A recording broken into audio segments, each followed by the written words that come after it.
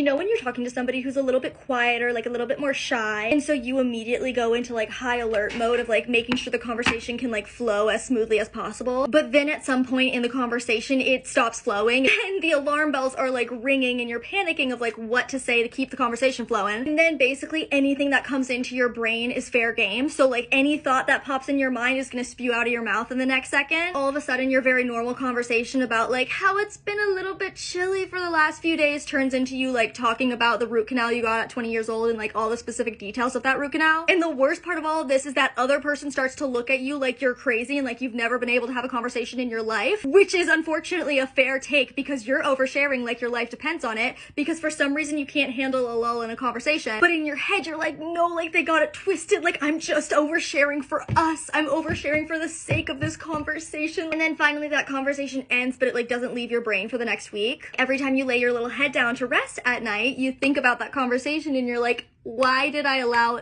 any of those words to exit my brain? It's always the best experience.